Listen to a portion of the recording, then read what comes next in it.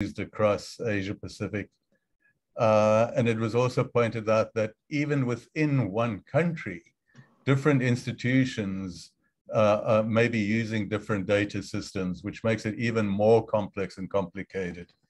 So we move on to the right-hand column. For which responses, interventions would integration of EPI and ENTO data be useful?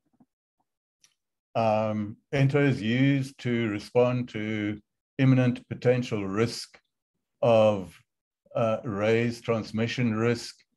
Again,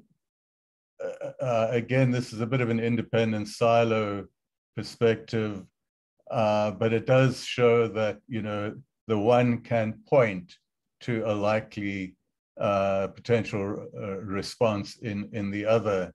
So, high numbers of vectors during a vector surveillance exercise could point to potential outbreak looming in the near future. For stratification, here was a good example where it's useful to have both EPI and ENTO data to complement each other for optimal stratification as to risk and response areas. That's very clear. And having integrated EPI and ENTO data assists in providing a more integrated picture of the epidemiological picture in a particular area. High case numbers and high vector numbers kind of make sense, but if it's a mismatch, you need to evaluate the two together to kind of make sense of what's going on at a particular site. And being able to interrogate those two sets of data, EPI and ENTO, it makes it easier for you to direct a response to a particular transmission area. And the response type and the intervention is based on surveillance data, and often integrated data helps to refine that response. Next one, please, Wulan.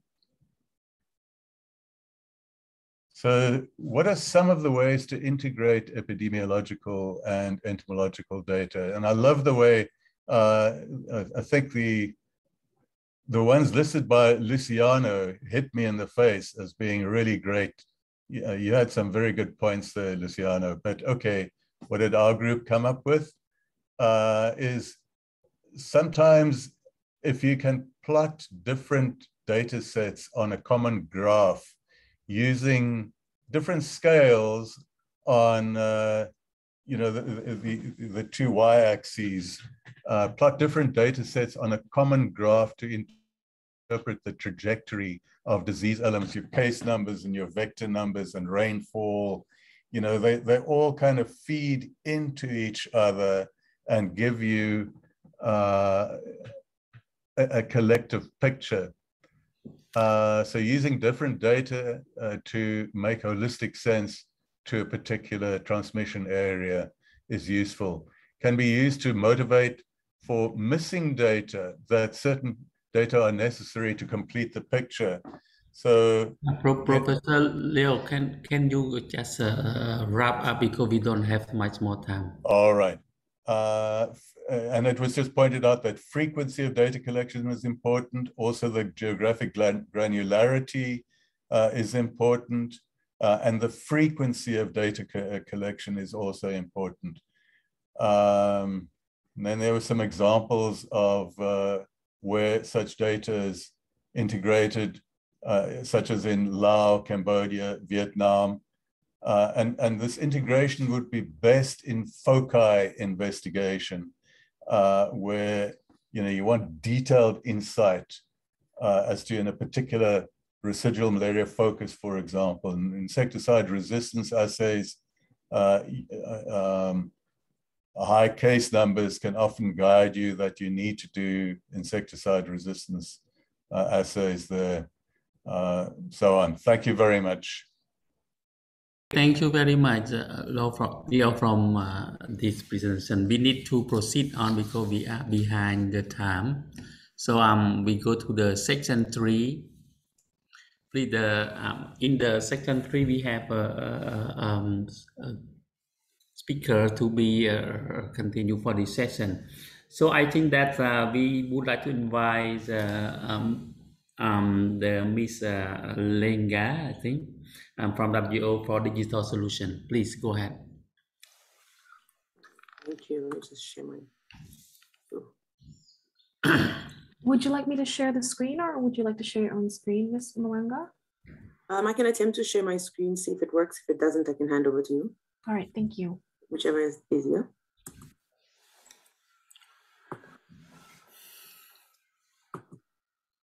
All right. You can all see my screen? Yes. All right, perfect. Good morning, everybody. My name is Mwalenga, and I work under the Global Malaria Program, WHO, based in Geneva. I'll just be touching on the digital solutions for malaria elimination and how we came up with standardization of these tools, mainly focusing on the case-based module, which is critical for elimination. Sorry. All right, so as we all know, Laura also touched on this,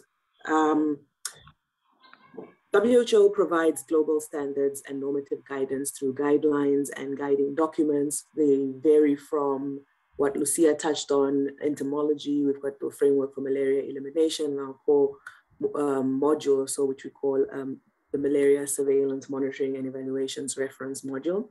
Our main focus will mainly be on the elimination section. However, a lot more happens within this toolkit module for malaria, looking at analytics, training materials provided, and it comes as a whole package. So we cross over to why the need for tool standardization.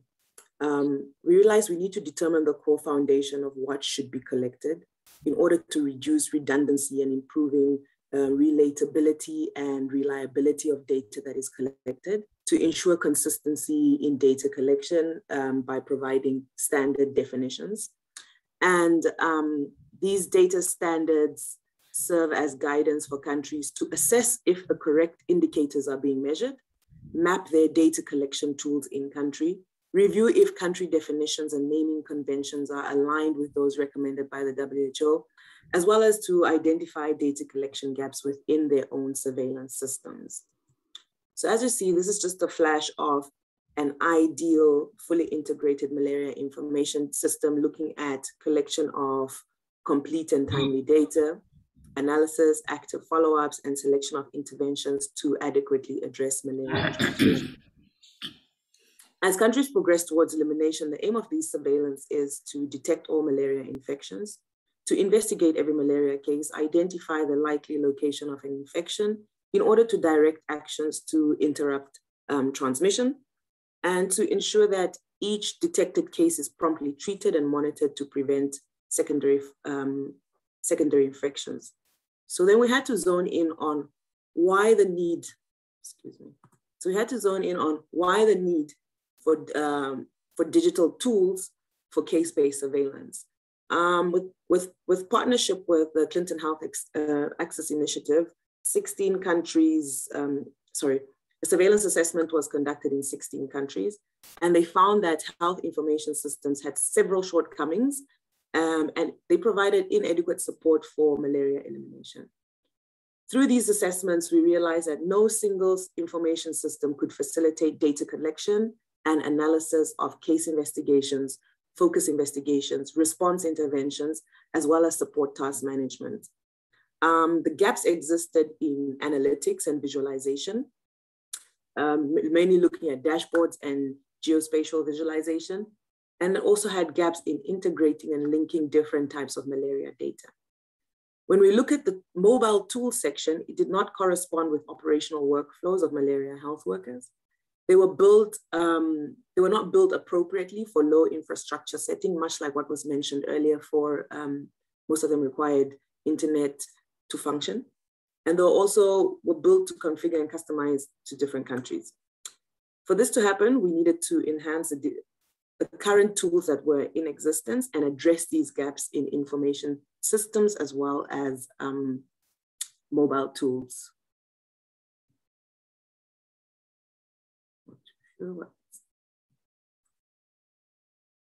Sorry.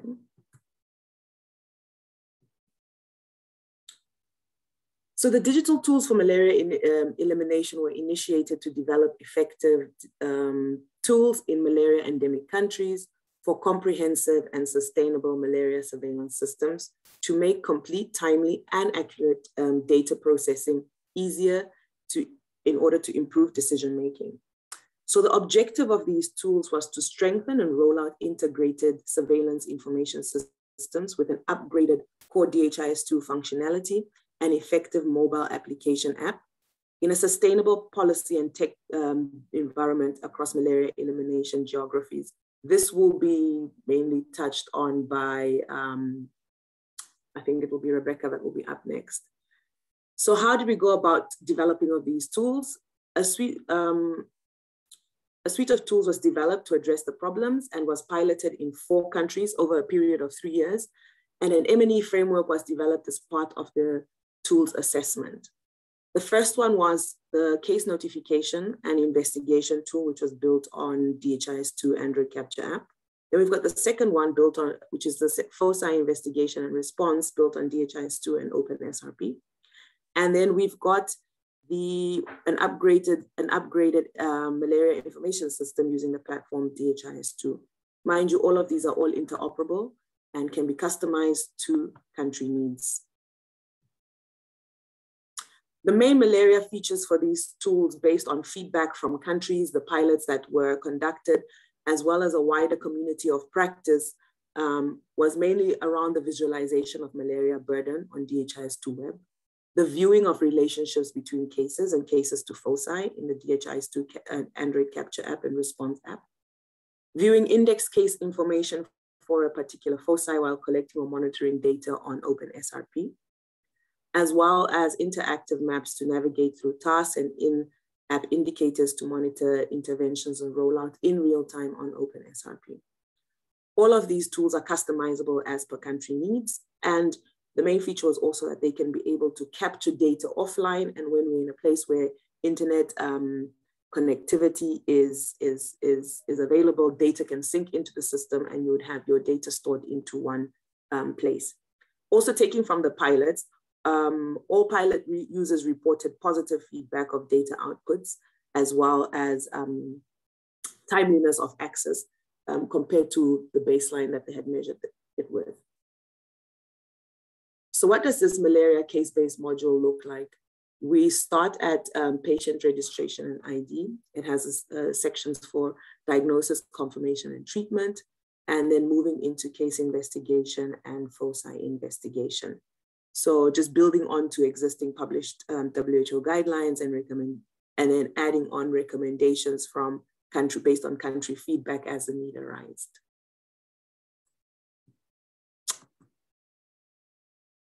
So you might ask yourself, what are the next steps with these tools? These tools are finally we're almost done with the production of these. We're just doing some minor tweaks and changes.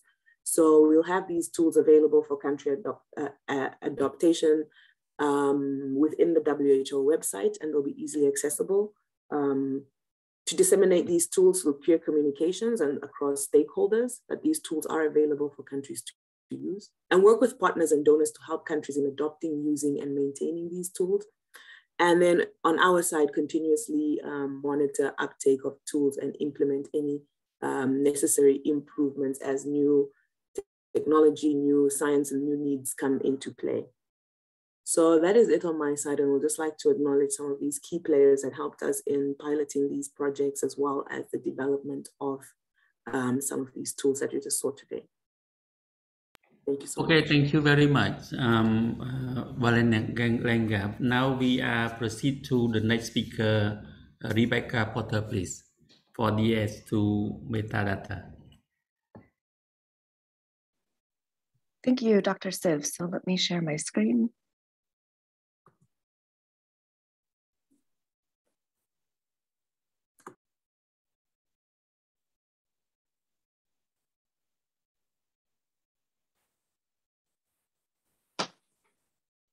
Okay, so thank you for allowing me to join. I hope my screen is sharing well.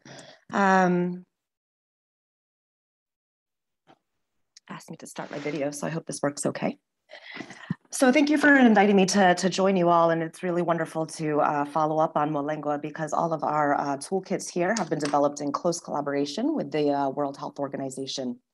So we'll go through a little bit of these DHIS2 tools that we have developed to support countries in uptaking various aspects of surveillance and response guidelines from the WHO. So the tools that we have developed, they're part of a broader toolkit for routine health information systems under a collaborating center agreement with the World Health Organization over several years. And so the previous presenters have mentioned the issues around duplicate reporting of the same data. And this is what we really aim to avoid with the design of these modules and building on decades of experience around how to design for an integrated HIS that can bring data from different sources and focusing on this flexible multi-level analysis. So the DHIS2 metadata packages that we talk about, they're really a reference implementation that can be installed on a national DHIS2 based system. But these designs can also be adapted to other software solutions because we know there are many countries who use other tools. So just to give a sense of the scale, I know we are focusing on the Asia region at the moment, but to date we have 64 countries who have installed one or more of these WHO metadata packages, and more than 60 are using DHIS2 at national scale as some type of HIS. So the goal here was to be able to bring better malaria surveillance workflows and case-based data into a platform that can be shared across many health programs. So as Mulengwa mentioned, the malaria toolkit for DHIS2, it's really grounded in the WHO standards and guidance. So I'll show you a little bit of what this looks like. We design in a modular way. So we have a grouping of various malaria packages. And these include both modules for core analysis and burden reduction and elimination settings. We know that even in some countries with stratification, they might be monitoring both. We also have new modules for case-based surveillance and foci investigation, which use Tracker. So this is individual level data collection over time. We work with a stock integration module that really focuses on supporting facilities and other health service delivery sites to be able to report their stock data and analyze that alongside the malaria service delivery for triangulation. And then we also have upcoming, so we do have a migrant and mobile populations module, as well as a series of ento modules coming. And then we work with this data quality dashboards to ensure that the quality of these data are visible to the users. And in the end, that the series of dashboards that can be presented from local up to national level are fit for purpose for the analytical needs. So this is our most basic dashboard. This is the malaria elimination dashboard that's intended for integration with a routine HIS, giving you a kind of 10,000 feet view around how is the country progressing towards their malaria elimination goals. Then the malaria data quality dashboard, which is a bit more recent, is around bringing these key data quality metrics to the users routinely through the use of these DHIS2 dashboards. So there are many elements of monitoring the completeness and timeliness of reporting, as well as some different types of triangulation to understand what is the internal consistency between variables, and even getting down to the level of variable-specific completeness. The stock integration module, this was actually really developed based on a lot of learning with Malawi and then also working with stock and logistics data experts, the HIV, TB, and malaria programs at the WHO. So we designed this to be in a bit of a cross-cutting way. So the same types of modules can be used for different types of logistics, but the dashboard outputs really give you what are most useful for malaria programs who want to kind of see this sort of integrated analysis and where their different stock levels are across the country. So probably most useful to this group is our malaria case-based surveillance suite of packages. So as Mulengwa mentioned, we are in the final production stages of these packages, and they should be released later this month. So there are actually many countries in the APMEN region that informed the development of the various workflows and the design of the software to meet these operational workflows and needs. So this package actually has two main components. So two tracker programs that have a relationship that can be analyzed. And so we have the case notification, investigation, and response workflow that you can see is longitudinal, and it allows for different types of data collection through that work process. And separately, there's the foci investigation, classification, and response. And so this workflow allows probably a separate set of data users to be going out into the field, entering the various data for foci investigation, enabling its classification, and then ultimately allowing the linkage of cases to foci in the data model. And to give you a sense of the dashboards, once you get this case-based data coming in, the level of granularity is quite fine. So you get these dashboards that can be zoomed in and out to a small geographic level. We can get the types of geocoordinates on cases, as well as doing more advanced analysis around the classification of different foci, classification of cases, and being able to really drill down into these analytics to understand what actions can be taken as part of the malaria elimination agenda. In the last session, we talked quite a bit about entomology and how to integrate this into national systems. And we have also been working with WHO on a series of entomology modules. And so the WHO actually has many of these in their World Data Integrated Platform already, and several countries actually report into this. And so we're actually working with the WHO at this point to take their design and optimize it for use at country level to be a bit more installable. The example here is actually an ITN BedNet campaign. There's various different modules that countries may take depending on their data collection activities, and then have this data available in an integrated system with the malaria case-based data and foci investigation data, possibly also with your stock data as well, to be able to do full triangulation across the series of work streams that a program manager is interested in. And so lastly, I just wanted to also acknowledge the digital solutions for malaria elimination. The University of Oslo has been very fortunate to be a partner here and working with the various inputs and groups to extend the core capabilities of DHIS2 to really be able to meet the malaria surveillance needs. So this has included over the last 3 years some updates to the DHIS2 data model, quite a few improvements to the analytics and outputs, which were shown in some of the dashboards, and also being able to configure these complex data collection workflows. In particular, all of these packages have been made to be compatible with the DHIS2 Android app. So this is completely natively integrated with DHIS2, and it provides offline support and a number of new capabilities to facilitate the workflows in the field. So I will show a couple of those before I close.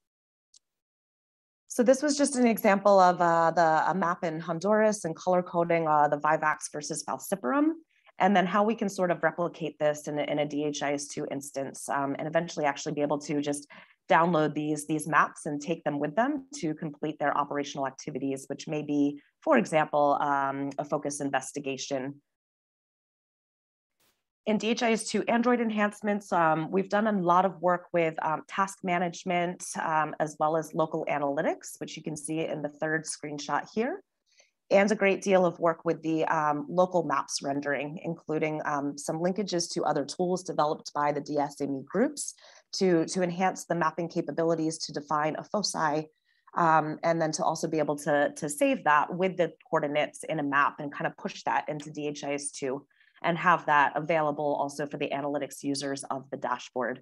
So we are very grateful for the support in improving the DHIS2 Android product to support these types of workflows that often happen in the field.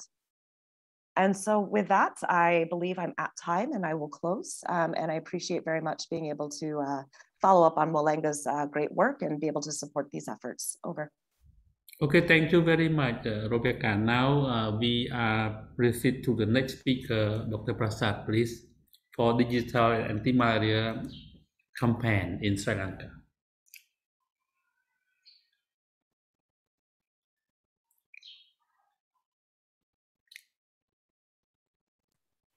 Dr. Prasad, you might have to unmute. Can you see my screen now? Yes.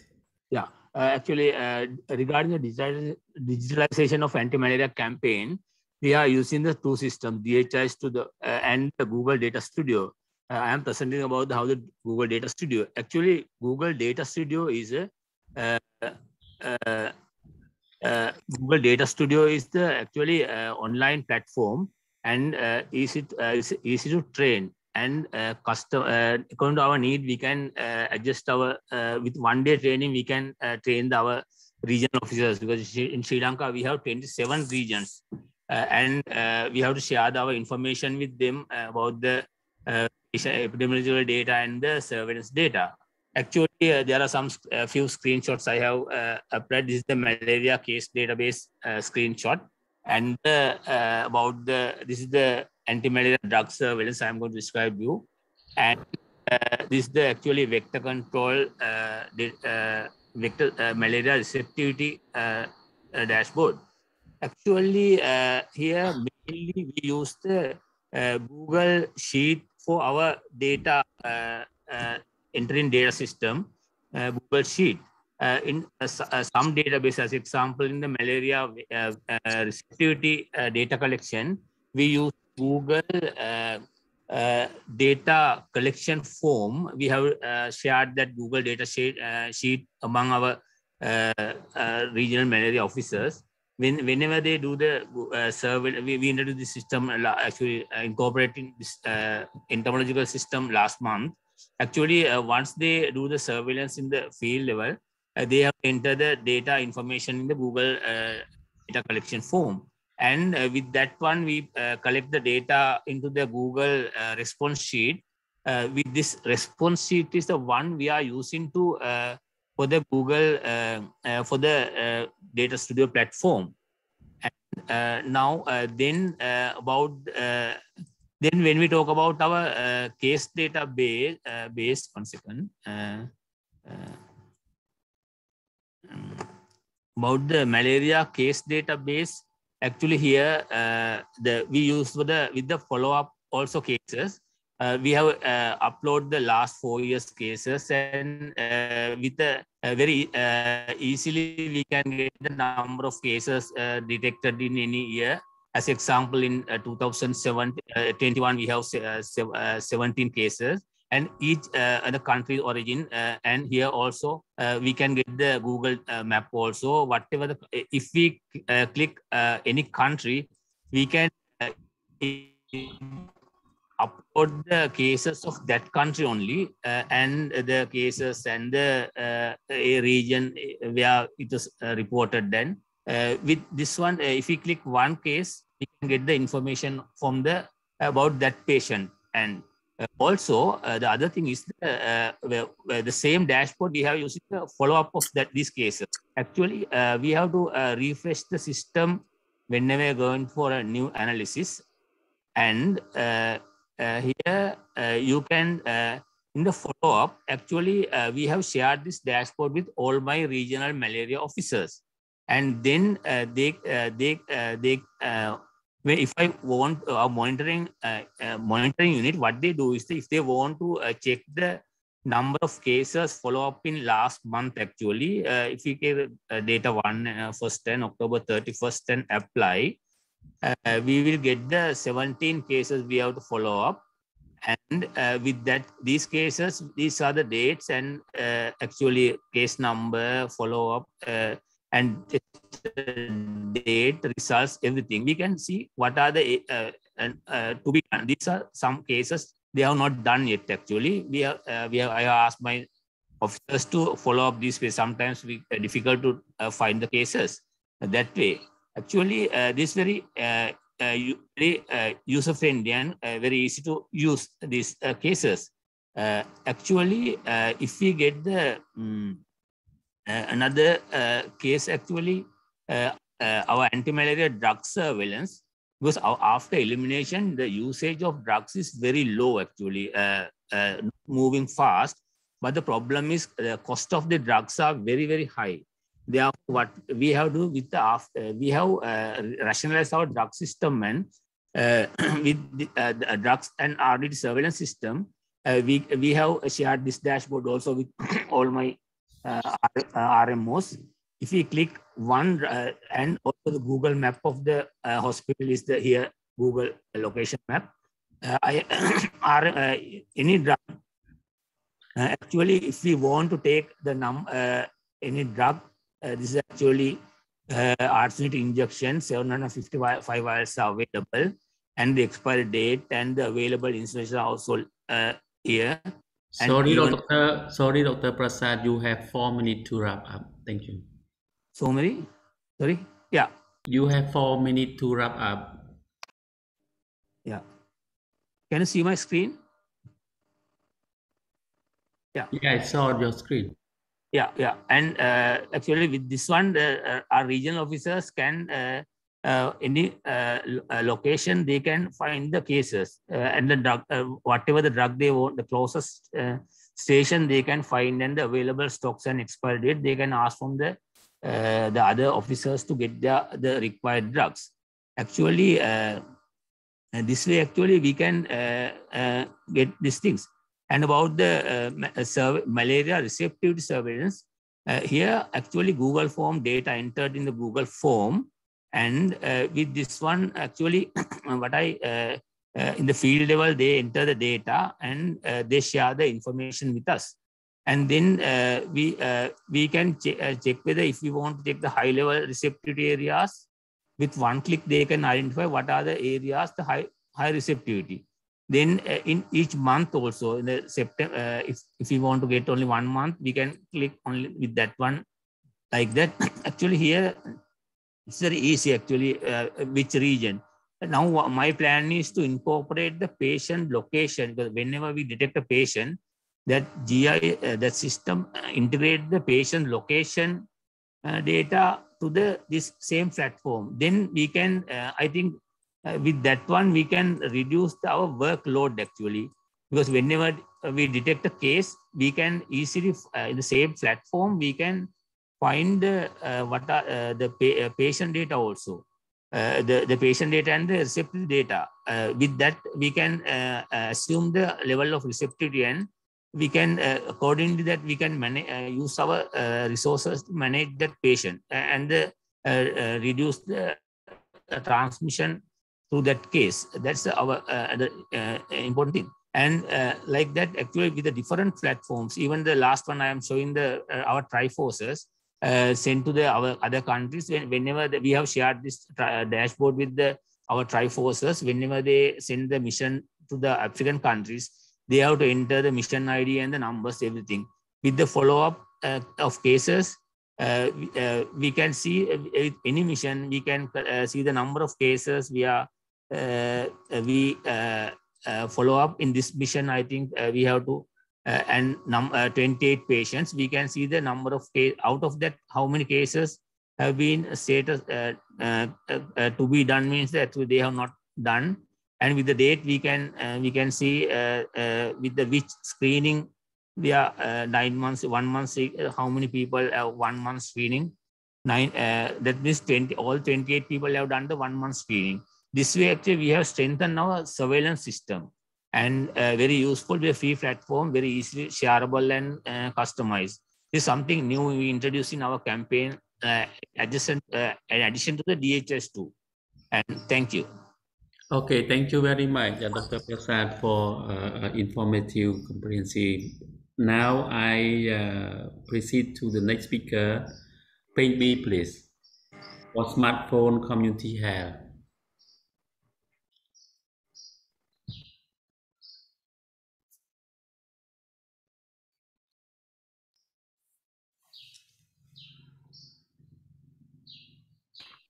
Peng B?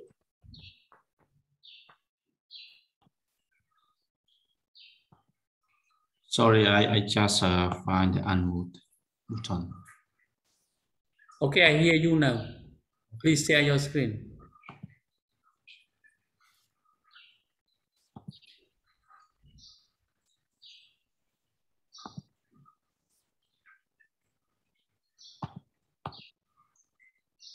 Okay, did you see my screen? Yes.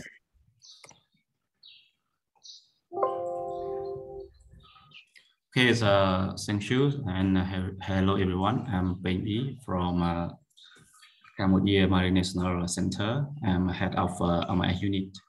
Today, I would like to present for the Malaria Information System and the Malaria Surveillance app. So actually, as everyone maybe know already, the Cambodia have set the goal for eliminating malaria by 2025. And malaria surveillance system also play important role to support the goal at every stage for the process. And malaria information system was created in 2010, but in that time the system is just standalone database, and it upgraded to the real-time reporting system in 2017. So this is the app in our surveillance system.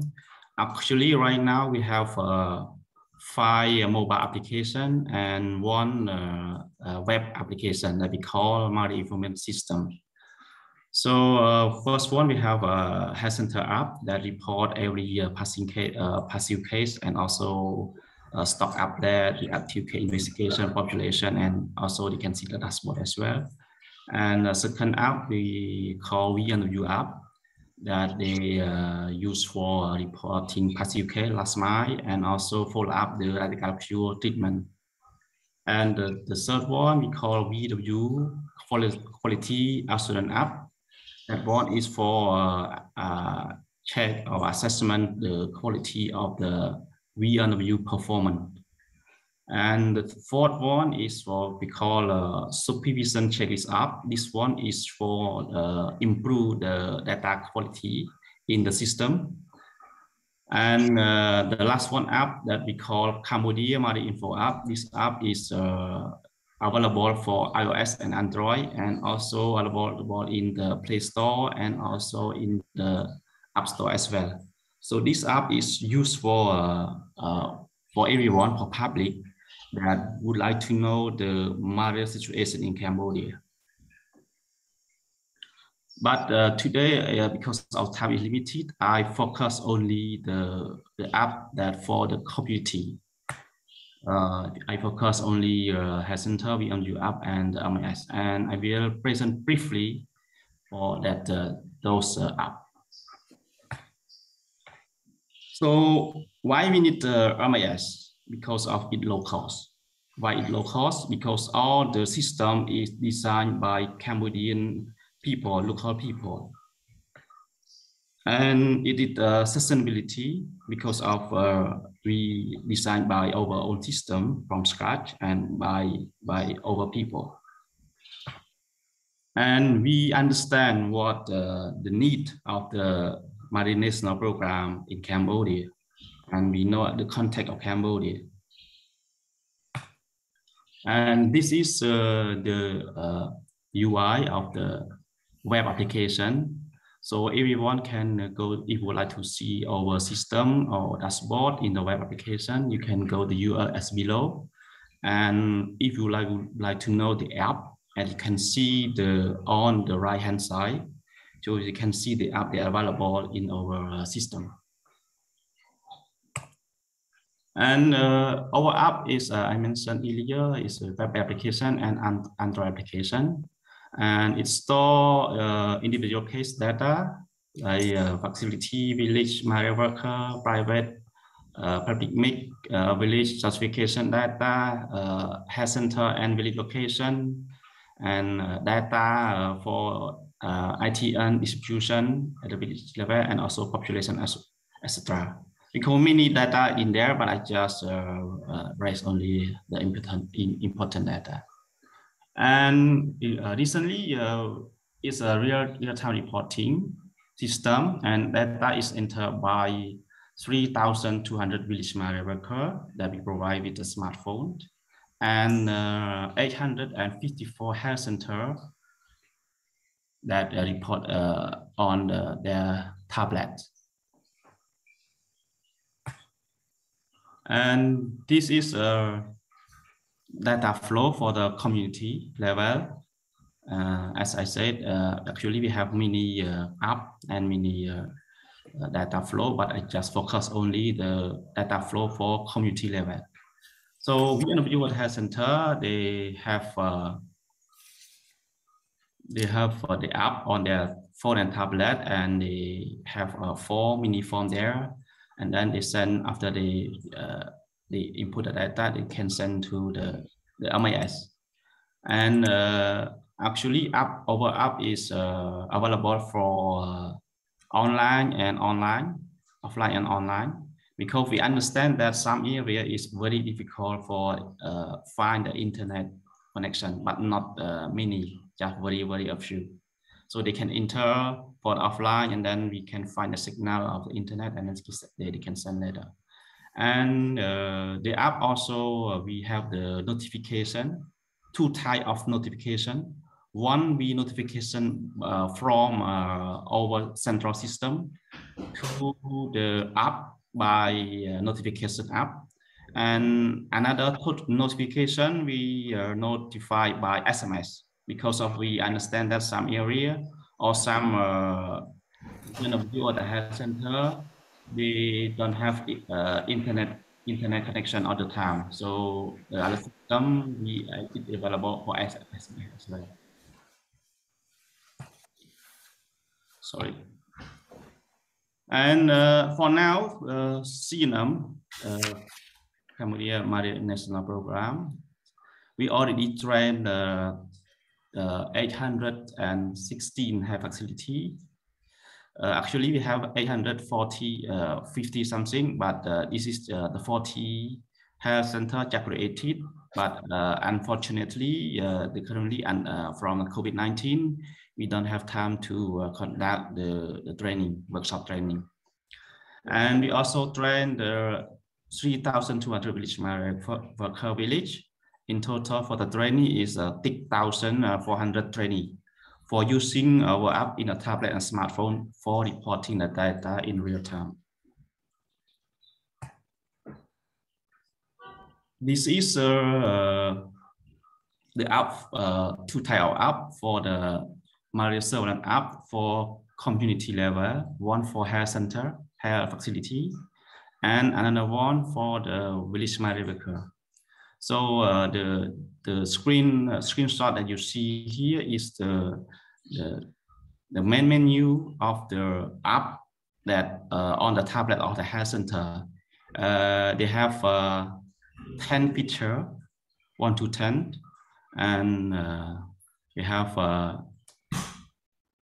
case barrier and stock management, case investigation, banner distribution, population, village distance, and they also can not just for the internet data for us, but they also can generate a dashboard, and they can see or understand the malaria situation under the catchment area. And the second one is the app is for VNW, Village Malaria Worker, and for Village Malaria Worker we have only 2. Because of we know that the malaria worker don't have the capacity like health center staff, so they have only 2. They just report only the passive case and also the last mile with the follow-up radical pure PV. So this is I just zoom in to see the feature in Khmer language for the health center app.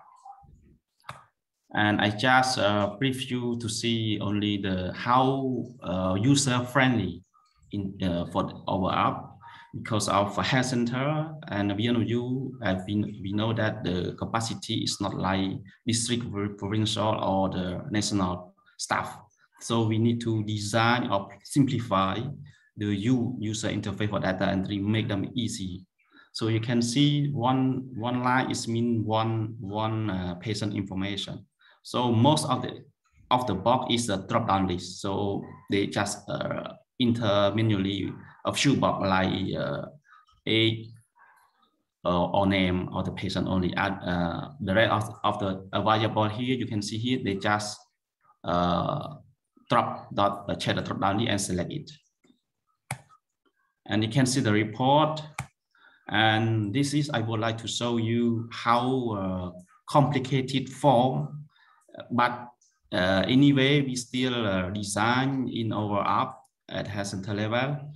to make it similar with the paper-based as much as possible. Make them easy to fill data to less error. And we also input your health center. We also have stock management tool as well, as you can see here. And they can compare what they have community malaria in what they have in the health center, and they can check here you can check the test or the positive case, so they can check the stock balance with what they with the case or with the ODT or with the drug that they use. And we have the highlighted color for them, easy for them to see each item. As you can see on the top hand side, we have red, orange, green, and yellow. It means that each item, if you have red, it means that the item is out of stock. Orange, it means that nearly out of stock. And green, it means balance is normal. And if yellow, it means that the item is overstock.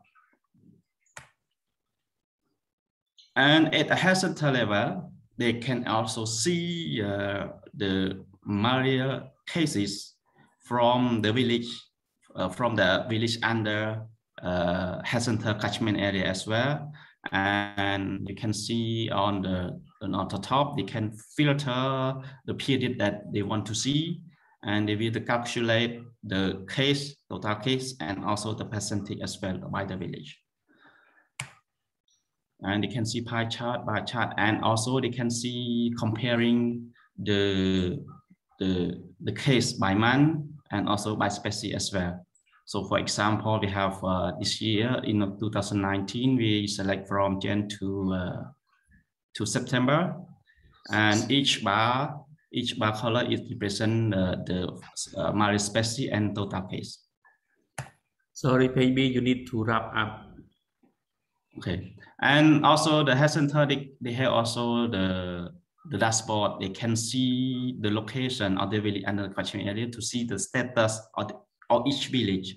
It means, for example, like red, it means a high incident, yellow, it means medium, and green is low, and white is 0 case, something like that. Blah, blah, blah, I just wrap up. And this is just a form for data entry of the VNW. And this is notification by SMS. And this is the picture of the health center after they got the patient and record, and also the tablet of the app.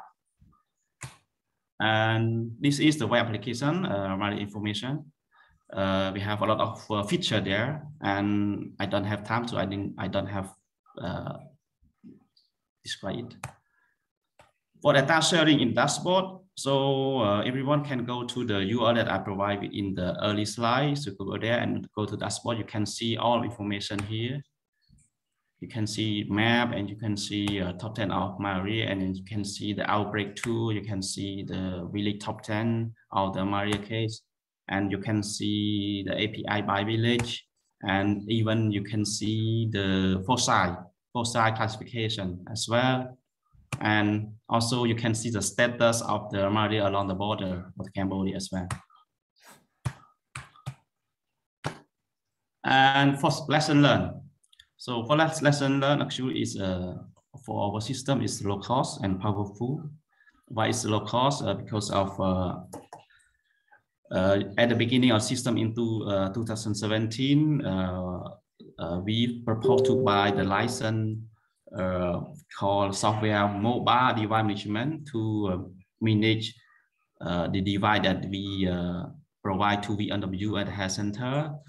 But from our system, we can build ourselves, and we can do the same feature that the software that we will want to buy. So we sell, because the license is one device, $3 per month. So if you multiply with the device, nearly 5,000 devices that we provide to VNW and health center, we need to pay around 100,000 per year. So now we sell all of that, local and powerful. And second is flexible and sell time to other systems following the national strategy. So as you know, strategy always change over time. So we can change our system immediately and flexibility because we design by ourselves from scratch. And third, we introduce new technology to the community for sustainability. And last one is digitalization. Because of the data right now is not managed by national program, it's managed by health center and village malaria. They can correct, they can delete, or they can enter by themselves. Okay, thank you very much, baby. Thank you.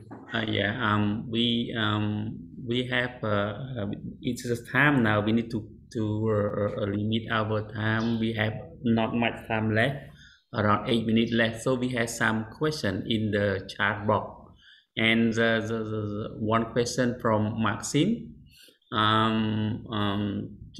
for Rebecca, and are there any gender disagreement for the data?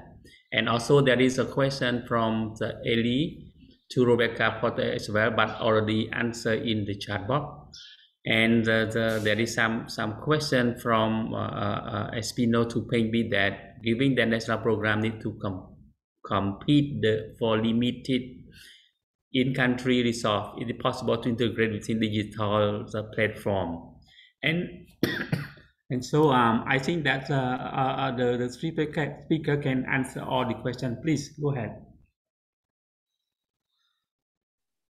Sure, I can take Maxine's, and I apologize, I didn't see it in the chat. But to confirm that, yes, what you were seeing in the presentation, it's just a snapshot of a couple of the dashboards and not the complete data analysis available. So there is gender disaggregation as well as age band disaggregation and the possibility for many other types of disaggregation based on risk group and other factors. So that's really just tip of the iceberg, what you're able to see today. Over.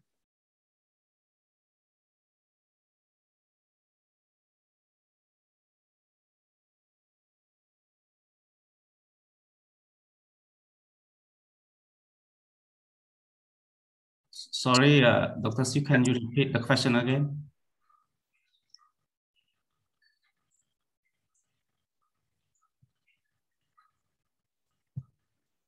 Hi, Pengbi. I just sent the question to the general chat.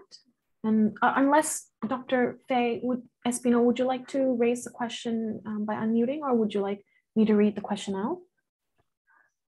Yeah, you can, Marcel, you can read the question to Pengbi now, please. All right. So given that national programs need to compete for limited in-country resources, is it possible to integrate within the digital platforms other vector-borne diseases, specifically those that coexist in the same areas? Yes, we can. And we not just, our vision is not just combined with the digital platform with other vector-borne disease. We happy to open with the, actually we plan to open discussion with the Ministry of Health as well, and another disease we are welcome currently, because we not just focus only malaria, because malaria is not like 10 years or 50 years, but we spend a lot of effort for build system. So we are happy to share and with another platform as well, or analysis. Thank you. This is Rebecca from the University of Oslo, just to speak a little bit on the collaboration with the WHO entomology subject matter experts. What we have seen is that they're starting to design these sort of modules for DHIS2, but you can consider sort of a module in any other health information system that for entomology could be somewhat generic and reusable for different types of ento activities and other vectors. So at least I think from the global standpoint, we are trying to design these in a more inclusive way, and then some specific modifications to account for vector specific data points that need to be collected in various indicators. So that's a bit our approach, at least on global goods level. Thank you.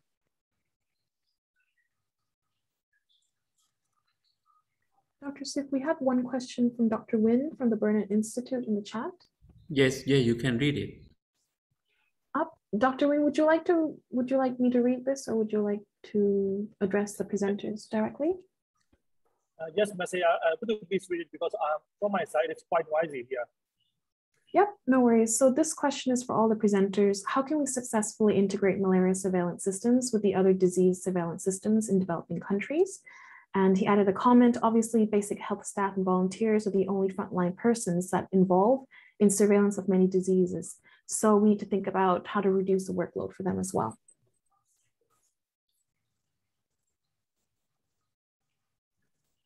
I'm Dr. Prasad from Sri Lanka. Actually, in our country, we have separate disease, vector-borne disease control program, most central level actually. Our part is the technical guidance. Separately, malaria campaign, filariasis campaign, then dengue control campaign, like that. But whenever their surveillance teams find the vectors relevant to our malaria vectors, they inform us. That's the way actually we share our information actually. That can be done through the digital platform.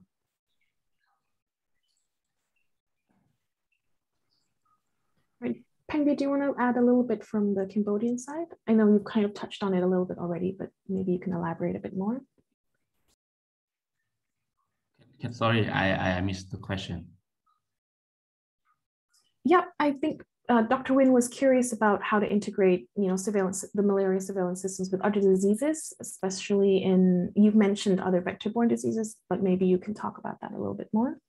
Yeah, as I mentioned, we welcome to discuss with, especially for MOH of Cambodia, we would like to, because we saw right now, MIS with a lot of, we spend a lot of effort, and I think that MIS right now is an advanced system, and we are welcome to integrate the system with analysis if someone asks, because the main challenge is we don't have a good communication with another stakeholder or another department to discuss it in detail. But we are very, very welcome to integrate this system with analysis.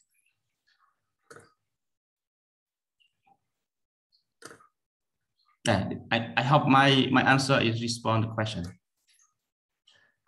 Just to add on this as well, we've noticed that within countries, different disease programs are not talking to each other in terms of gaps, needs, and how they can coordinate together. For instance, you'll find that in some countries, you'll find 3 Android devices capturing 3 different diseases, or because certain divisions did not talk to each other, when all of these programs could be linked onto one device, saving the program costs in terms of upkeep and maintenance of this. So much of the collaboration happens in country with regards to the integration of these systems and key informants such as the main HMIS and the IT divisions that maintain all of these databases.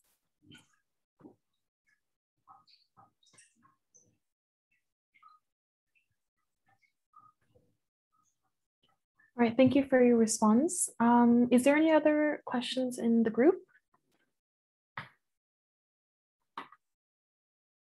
If not, just because we would like to keep time, Dr. Sip, you may close the session as planned.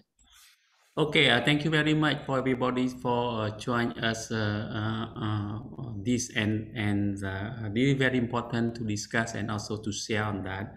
But I just give a note that we have countries as a different platform in the country for the system. So we need to integrate among our country.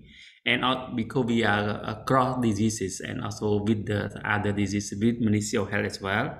And we has been working for several years in order to how to unite or integrate in one platform and in the country.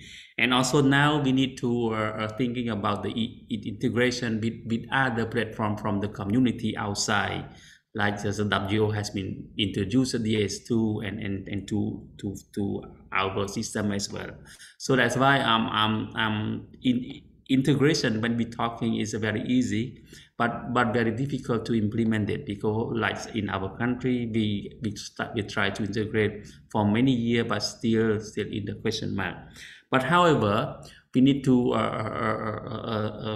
thinking about how to use the current platform and to share, to link with possible to other platform in order to use other information from other in order to improve our system. And also currently the entomology is data is very difficult to collect it and also to use it because the fund is not limited in the country, and also we cannot have ability to collect the data because very difficult, challenging of the forest malaria as Cambodia, and also outdoor transmission, especially in the remote and the forest area. So we need to use the existing system that already have like W platform to use some other data to link to our. So I think that our discussion is still have another the product will be given to you later by our colleague from the APMEN. So I think that it's a time to close for my chair session. So I give the floor back to the admin. Please go ahead. Yeah, so this concludes our session for today. Just don't forget to vote on the research priorities before 1:30 p.m. tomorrow, Singaporean time.